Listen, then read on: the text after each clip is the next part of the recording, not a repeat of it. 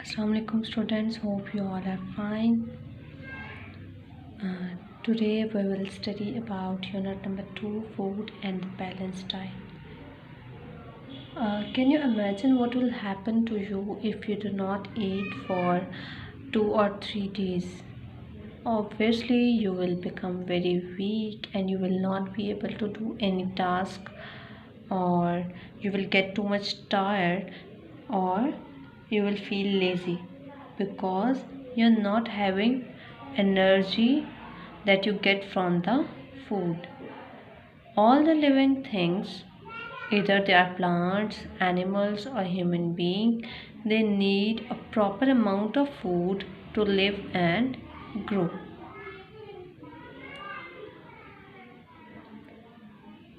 Plants can prepare their own food by the process of photosynthesis, while animals and human beings are unable to prepare their food, so they have to get food from plants or other animals. From plants we can get all the vegetables and fruits, and from animals we can get all the types of meat, beef or mutton. The food that we eat give us energy, and that energy is useful for to live and grow. And this food must be in the proper and right amount. That proper and right amount of food maintains or shows the balanced diet to keep us healthy.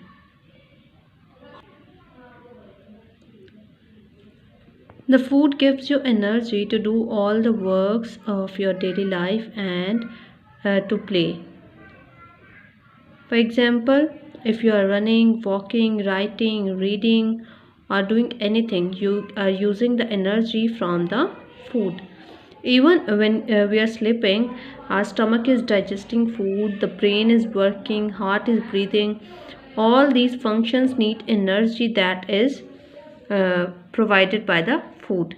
If we do not have that much energy, these functions wouldn't be performed properly. Different foods have different food values, means they are having different amount of food energies or food nutrients. The foods may help us to grow or to build up the particular cells of your body, and some foods also help us to fight against germs and prevent infections. These foods can boost up our immune system and help us to fight against germs more strongly. If we are continuously eating only one type of food, we will not get all the proper nutrients, or we will not be that much healthy to perform the daily life activities.